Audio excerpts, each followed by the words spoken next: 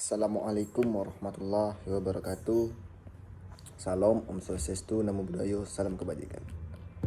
Sebelumnya saya mohon izin kepada Bapak Alfa Beriansa SIP MEP selaku dosen pengampu pada mata kuliah Kepemimpinan Pemerintahan ini, dan saya terima kasih juga sudah diajarkan tentang kepemimpinan selama 1 semester ini dengan Ibu Uswatun dan Pak Alfa Beriansa. Jadi dalam video ini saya akan menjelaskan atau memaparkan hasil studi saya, kelompok saya yang berjudul Kepemimpinan Pemerintahan, mewujudkan kepemimpinan visioner dengan memahami tugas, fungsi, dan peran seorang pemimpin. Jadi mengapa saya ambil topik ini? Karena topik ini saya angkat karena melihat betapa pentingnya kualitas kepemimpinan, khususnya dalam sektor pemerintahan yang menjadi penentu arah kebijakan, pelayanan publik, dan perubahan sosial. Kepemimpinan visioner ini bukan hanya sekedar konsep, melainkan kebutuhan mendesak di tengah kompleksitas tantangan zaman saat ini. Lanjut kepada slide kedua, yaitu latar belakang. Jadi artikel ini dilatar belakangi oleh kepemimpinan merupakan faktor yang sangat penting dalam menentukan arah dan keberhasilan sebuah organisasi, baik di sektor kependidikan, pemerintahan, bisnis, maupun masyarakat secara umum. Dalam era yang penuh ketidakpastian dan perubahan yang cepat seperti saat ini, dibutuhkan sosok pemimpin yang tidak hanya mampu menjalankan fungsi manajerial, tetapi juga memiliki visi yang jauh ke depan. Pemimpin visioner dituntut untuk mampu membaca peluang dan tantangan masa depan.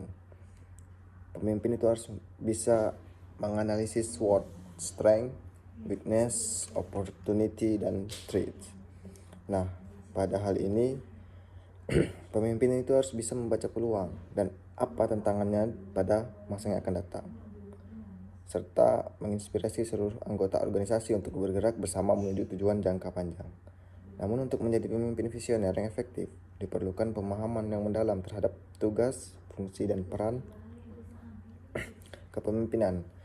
Nah, ketiga aspek inilah saling berkaitan dan menjadi fondasi dalam membentuk karakter kepemimpinan yang tidak hanya adaptif terhadap perubahan, tetapi juga mampu mendorong transformasi yang berkelanjutan dalam organisasi. Jadi pemahaman yang utuh terhadap tugas, fungsi, dan peran pemimpin ini akan membantu pemimpin dalam merumuskan strategi, membangun budaya organisasi yang positif, serta menggerakkan seluruh sumber daya untuk mencapai visi yang telah ditetapkan. Jadi menjadi visioner itu bukan hanya soal mimpi besar, teman-teman semua. Dibutuhkanlah pemahaman yang mendalam tentang tugas, fungsi, dan peran seorang pemimpin itu. Jadi ketiga hal ini menjadi fondasi yang saling melengkapi. Sebenarnya kita memerlukan pemimpin visioner. Visioner yang berarti pemimpin ini yang memiliki pandangan jauh ke depan. Dia melihat arah jangka panjang, arah masa depan, teman-teman. Mampu membaca tren dan dinamika sosial. Itu pemimpin yang visioner, serta merancang strategi dan menghadapi masa depan. Pemimpin ini yang tidak hanya mengelola tetapi juga menginspirasi. Oke, itu untuk latar belakang dari artikel penelitian ini. Jadi rumusan masalahnya yang saya ingin teliti ini yaitu bagaimana pemahaman tugas, fungsi, dan peran seorang pemimpin dapat membentuk kepemimpinan visioner yang efektif. Nah, saya bagaimana pemahaman kita terhadap tugas, fungsi, dan peran seorang pemimpin ini. Nah, itu yang menjadi rumusan masalah pada artikel ini.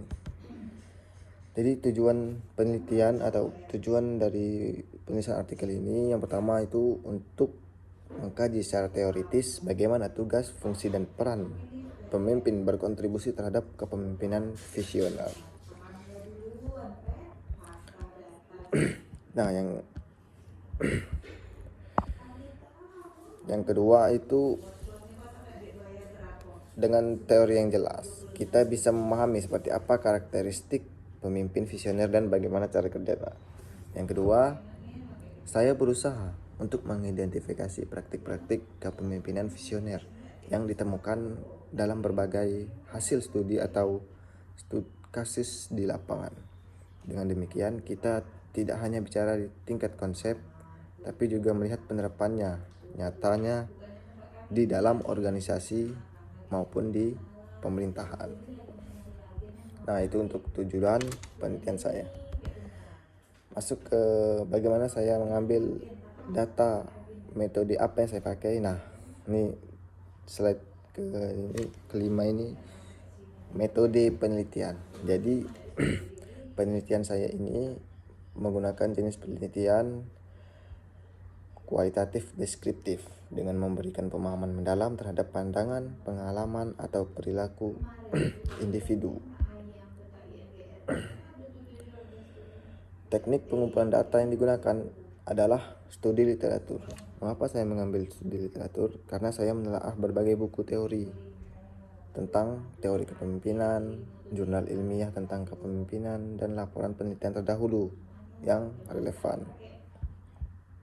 Dalam menganalisis data, saya menggunakan model Miles and Haberman yang terdiri dari 3 tahap. Yang pertama adalah reduksi data, yaitu memilah data yang relevan, mana yang sangat relevan dengan judul saya ini. Yang kedua ada penyajian data. Penyajian data ini kita dalam bentuk narasi atau interpretasi. Nah, yang ketiga itu penarikan kesimpulan.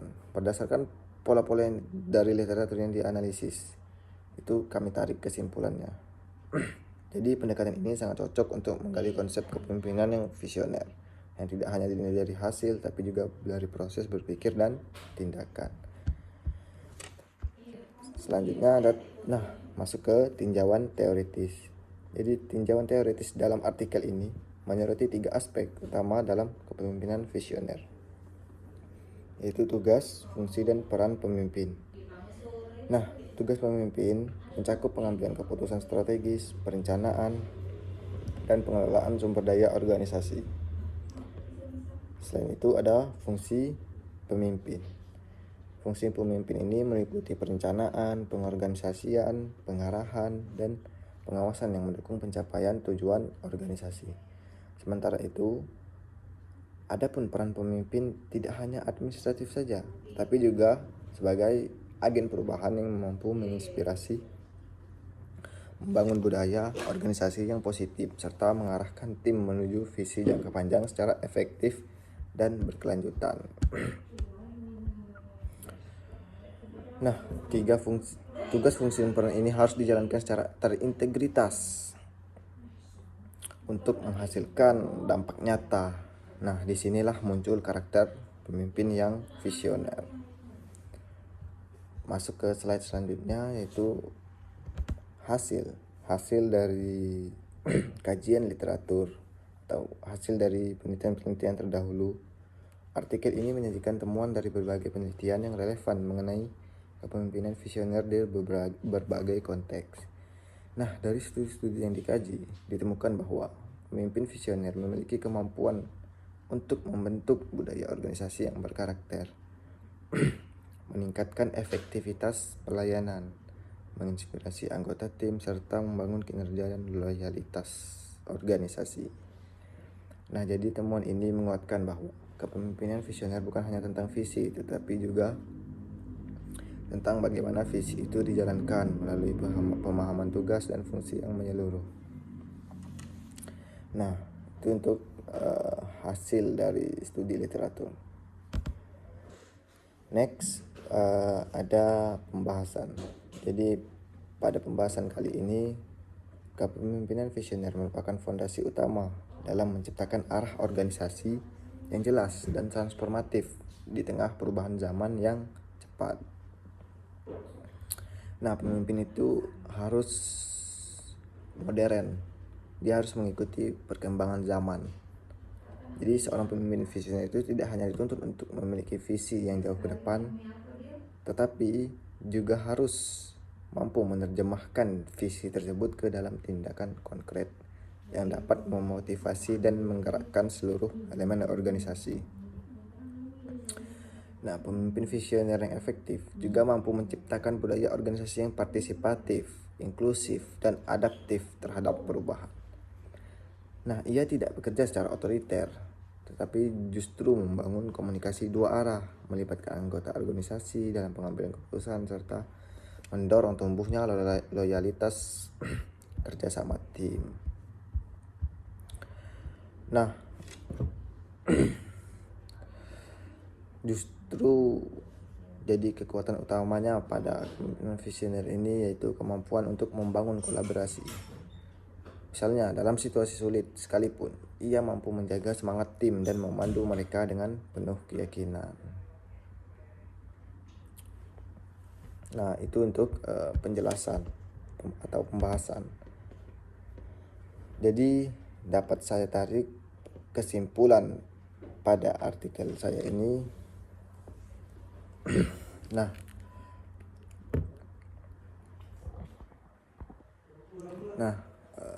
pemimpin visioner itu tidak cukup hanya dengan memiliki visi yang baik, teman-teman semua, tapi juga harus mampu mengomunikasikan, menerjemahkan, dan mengimplementasikan visi tersebut ke dalam tindakan nyata yang menggerakkan seluruh elemen organisasi, baik organisasi internal maupun eksternal.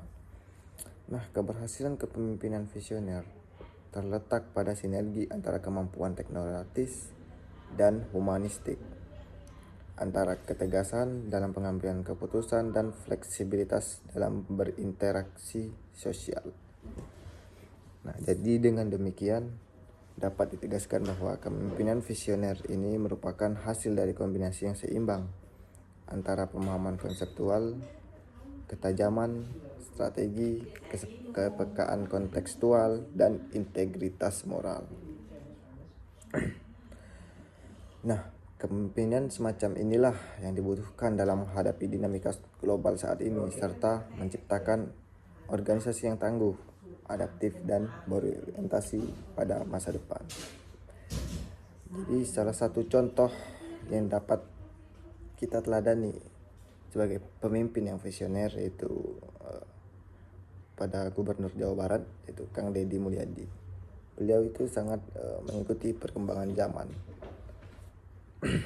yang dimana visi dan misi beliau itu masuk ke dalam zaman-zaman yang era modern ini. Nah, mungkin inilah yang dapat saya sampaikan pada artikel saya ini. Sebelumnya saya berterima kasih kepada Bapak Alfa Briansa serta dosen satu lagi Bu Suwatun yang sudah mengarahkan dan mengajarkan tentang kepemimpinan pada mata kuliah kali ini. Jadi menurut saya itu kepemimpinan itu merupakan elemen kunci keberhasilan sebuah organisasi untuk mewujudkan kepemimpinan yang visioner. Jadi kita diajarkan sejak ini untuk menjadi seorang pemimpin diri sendiri terlebih dahulu. Jadi seorang pemimpin itu tidak hanya dituntut memiliki visi yang jelas, tapi juga harus memahami secara menyeluruh tugas, fungsi, dan peran yang melekat pada posisinya. Nah, dalam kehidupan organisasi itu, baik di dunia bisnis, perusahaan, pendidikan, atau sektor lainnya, kepemimpinan menjadi salah satu elemen yang sangat vital. Seorang pemimpin bukan hanya berfungsi sebagai pengarah yang memberikan instruksi atau keputusan, tapi juga sebagai pendorong perubahan inspirasi, sebagai ketua untuk mengarahkan atau membimbing atau menginspirasi anggota-anggotanya. Nah, perlu teman-teman ketahui, jadi artikel kami ini memakai 20 jurnal tentang tugas, fungsi, dan peran kepemimpinan. Jadi kami memakai 20 studi literatur untuk mengambil keputusan, mengambil kesimpulan agar artikel kami ini dapat memberikan kajian ilmiah yang terbaru dan dapat bermanfaat bagi kita semua. Baiklah, saya akhiri pada pemaparan singkat pada kali ini. Wabillahi taufiq wal hidayah. Wassalamualaikum warahmatullahi wabarakatuh.